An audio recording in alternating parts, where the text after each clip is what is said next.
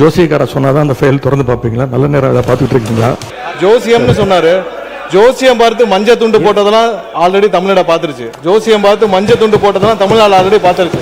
அவர் சொன்ன அர்த்தம் அன்னைக்கு அவைக்கு அவர் வரல, அது அவருடைய ப்ராப்ளம். அது நேற்று முன்தினம் இந்த பேரவையிலே பேசின நம்முடைய முதலமைச்சர் அவர்கள் தன்னுடைய டேபிளில் 3 ஃபைல்ஸ் இருப்பதாகவும் அந்த ஃபைல்ஸை அவர் திறந்து பார்க்க வச்சிடாதீங்க அப்படிங்கிற தோணியில் எங்களுடைய அரசை குற்றம் சாட்டுகின்ற வகையில் குறிப்பிட்டு பேசியிருக்கிறாரு.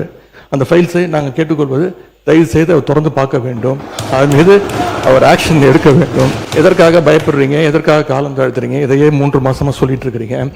ஜோசியக்கார சொன்னாதான் அந்த ஃபைல் திறந்து பார்ப்பீங்களா? நல்ல நேரம் அதை பார்த்துட்டு இருக்கீங்களா? மாண்புமிகு எதிர்க்கட்சி தலைவர்களுக்கு முதலமைச்சர் அன்றைக்கு பேசுகிற போது மாண்புமிகு பொதுப்பணித்துறை அமைச்சர் சொல்லுங்க.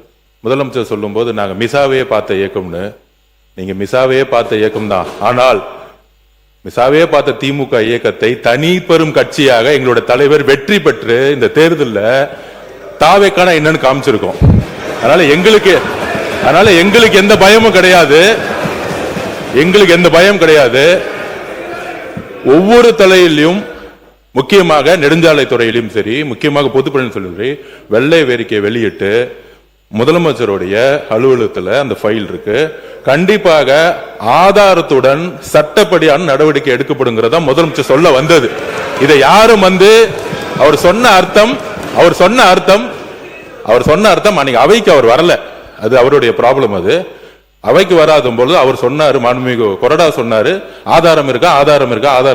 நிதித்துறை அமைச்சர் பார்க்கும் பொழுது, அவர் கேட்கும் பொழுது, எங்க கிட்ட ஆதாரம் இருக்கு, அதை தகுந்த நேரத்தில் சட்டப்படியான நடவடிக்கை எடுக்கப்படும் சொன்னாருங்கிறத பதிவு பண்றேன். ஏன்னா அவர் எதிர்க்கட்சி தலைவர் அன்னைக்கு வரல, அவர் அதனாலதான் பதிவு பண்ண. அதுக்கப்புறம் அவர் சொல்றாரு, போன 5 வருஷம் இவங்க என்ன ரீல்ஸ் விட்டாங்க, என்ன பாட்டு பண்ணாங்க, பாராளுமன்றத்திலே பதவி இருக்கும் பொழுது எங்களுடைய எந்த கட்சி தலைவரையும் பத்தி உறுதிமொழி எடுக்கல. அவரை பத்தி பேசிதான் உறுதிமொழி எடுத்தாங்க. பாராளுமன்றத்திலேயே தமிழ்நாட்டுடைய புகழ் பெரியாரை பத்தியோ அண்ணாவை பத்தியோ பேசல. ஒவ்வொரு எம்பியும் யாரை பத்தி பதவி பிரமாணம் பண்ணாங்கிறது மக்களுக்கு தெரியும். முதல் முறையாக தமிழ்நாட்டு வரலாற்றிலேயே தமிழ்நாட்டுடைய மக்களாட்சியை நிலைநாட்டி, ஜனநாயகத்தை நிலைநாட்டி, நாங்கள் தவறு செய்தால் நீங்கள் சொல்லுங்கள் சொல்லக்கூடிய சபாநாயகையும் ஒரு ஆட்சியும் எங்களுடைய முதலமைச்சர் மக்களுடைய ஜனநாயகத்தை காப்பாற்றுவதற்காக லைவ் மக்கள் முன் தெரியுமா விட்டுருக்கார். அதை நாங்கள் பதிவு பண்றோம்.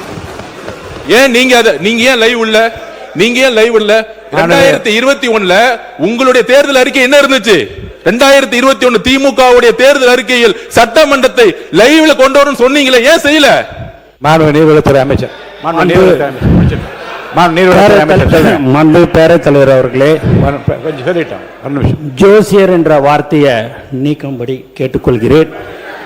அதுக்கு அடுத்தபடியாக நேற்று மார்க்கெட்ல எந்த நேரத்தில் எந்த நடவடிக்கை எடுக்க வேண்டும் என்பதை பற்றி மாண்புமிகு முதலமைச்சர் இன் consultation with honourable ministers of the department அந்தந்த துறையை சார்ந்த அமைச்சரோடு கலந்து ஆலோசித்து முன்னாலே வைக்கிற கோப்புகளை முழுவதுமாக நான் ஆராய்ந்து கொண்டு இருக்கிறேன் என்றுதான் சொன்னாரே தவிர அதை எடுக்க வேண்டும் நீங்க ஒரு சேலஞ்சாக எடுத்து அதை ஒரு சவாலாக அதை உட்காருங்க பதில் சொல்ல வேணாம்.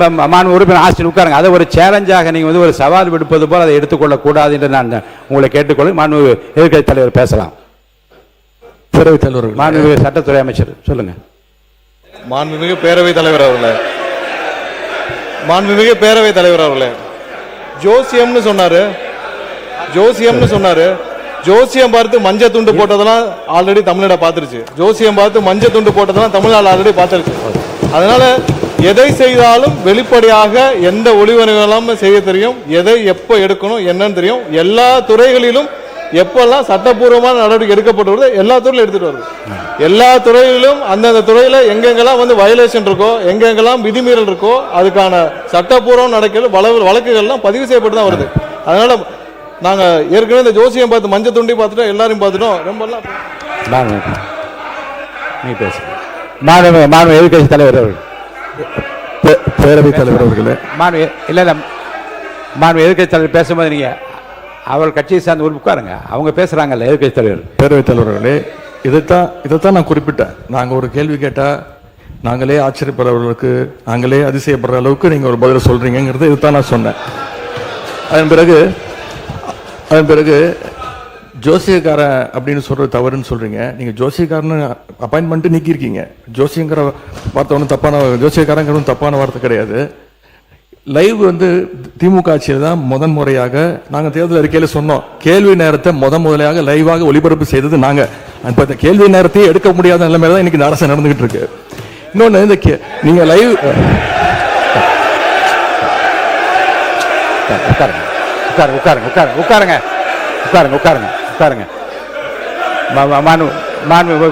நீங்க மாண்பு எதிர்க்கட்சி தலைவர் வந்து கேள்வி நேரத்தை எடுக்க முடியாத நிலைமை அரசு இருக்கு என்பதை நான் வந்து அதை ஏற்றுக்கொள்ள முடியாது. என்றால் ஏற்கனவே வந்து நடக்கின்ற எல்லாவற்றையும் வெளியரங்கமாக உங்களுக்கு தெரியும், எத்தனை கேள்வி அனுப்பி இருக்கிறோம், எத்தனை பதில் வந்திருக்கிறது.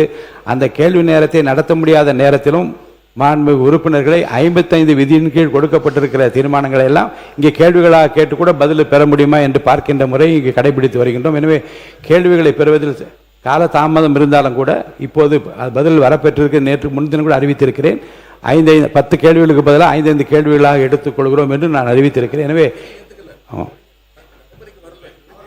எடுக்கப்படவில்லை. நீங்க சொல்றதெல்லாம் நான் ஒத்துக்கிறேன். நான் உங்களை குறை சொல்லவே இல்லை. உங்களை நாங்கள் பாராட்டுகின்றோம். உங்களுக்கு ரொம்ப பொறுமையாக எல்லாரையும் ஹேண்டில் பண்றீங்க. அதை பத்தி நாங்கள் கவலைப்படல. நேரலை நாங்கள் செய்யவில்லை அப்படின்னு சொன்னாங்க. சட்டமன்ற வரலாற்றிலே முதன்முறையாக நேரலை செஞ்சது திராவிட மாடல் அரசு, எங்களுடைய தலைவர் அவர்கள் தான். கேள்வி நேரம் ஒவ்வொரு நாளும் 1.5 மணி நேரம் 10 கேள்விகள் எடுக்கப்பட்டு அனைத்து எதிர்க்கட்சி தலைவர், அப்போ இருந்த அண்ணா திராவிட முன்னேற்ற கழக உறுப்பினர்கள் அத்தனை பேருக்கும் வாய்ப்பு கொடுத்தது எங்களுடைய தலைவர். அது லைவ் செய்யப்பட்டது. இப்போ நீங்க எல்லா நிகழ்ச்சியும் லைவ் பண்றீங்க. இந்த பிரச்சனையை தான் உங்ககிட்ட சொல்றேன். லைவ் பண்றதுனால என்னென்ன பிரச்சனைகள் வருது என்பதை உங்களோட கவனத்துக்கு கொண்டு வரேன். நீங்க அவை குறிப்பில் நீக்கிறேன் நீங்க நீக்கிட்டே இருக்கீங்க. ஆனா எல்லாமே அங்க வந்து ரீல்ஸாக மாற்றப்பட்டு அங்க போய் கொண்டிருக்கிறது. ஏற்கனவே மாண்புமிகு எதிர்க்கட்சி தலைவரோடு இது குறித்து வெளியிலே இருக்கக்கூடிய நீங்க என்ன உங்க தலைவை கட்டுப்படுறீங்களா, நீங்க பிடிக்கிறீங்க? நீங்க எதுக்கு பேசுறீங்க? நீங்க ஏன் பேசுறீங்க? நீங்க மாண்புமிகு எதிர்க்கட்சி தலைவர் சொன்ன கருத்துக்கு ஏற்கனவே திராவிட முன்னேற்ற கழகத்தின் சார்பில் ஒரு மீடியா வந்து இங்கே நீக்கப்பட்டதை வைத்து அவர் வந்து சித்திரம் வெளியிட்டுக் கொண்டிருக்கின்றார்கள். அதை பற்றி உரிமை குழுக்கு அனுப்ப வேண்டும் என்று ஒரு கடிதம் கூட நீங்கள் கொடுத்திருக்கின்றீர்கள். அப்படி நீக்கப்பட்ட பிரச்சனை குறித்து எந்தெந்த மீடியாவில் வந்திருக்கிறதோ நீங்கள் கவனத்துக்கு கொண்டு வாருங்கள். அவர் மீது உரிமை குழு நிச்சயமாக அனுப்பி நடக்க வேண்டிய இந்த அவையின் சார்பாக நான் தெரிவித்துக் கொள்கிறேன். அதன் பிறகு இந்த முதலமைச்சர் சொன்னது அந்த 3 ஃபைல்கள் இருக்கு. நான் எதுவும் சேலஞ்ச் எல்லாம் பண்ணல, நான் ஓபன் சேலஞ்சே பண்றேன். முதலமைச்சர் அவர்கள் தொடர்ந்து பார்க்கட்டும், யார் மீது நடவடிக்கை எடுக்க உண்மையாக குற்றச்சாட்டு ஆதாரத்தோடு இருந்தால் அவர் நடவடிக்கை எடுக்கட்டும்.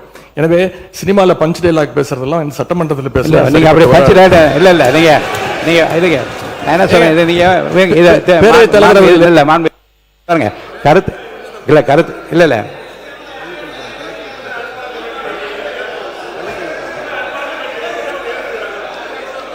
மாண்புமிகு பள்ளிக்கல்வித்துறை அமைச்சர், மாண்புமிகு பேரவைத் தலைவர் அவர்களே, முதல்ல உட்காருங்க. இந்த கேமரா டீம் வந்து சைடு கொஞ்சம் காட்டுங்க. ஏங்க மாண்புமிகு இல்லங்க ஆனரபிள் ஸ்பீக்கர் மூலமா ரெக்வெஸ்ட் இந்த கேமரா டீம் அந்த சைடு கொஞ்சம் காட்டுங்க. மாண்புமிகு முதலமைச்சர் பாருங்க என்ன பண்றாங்க. அத நீங்க சினிமா நடிப்பது போல பஞ்ச் டயலாக்னா எப்படி எழுந்திருக்காம இருப்பாங்க? அப்புறம் தயவுசெய்து சொல்றேன், நீங்க சொல்லுகிற போது முதலமைச்சர் கருத்துன்னு சொல்லுங்க.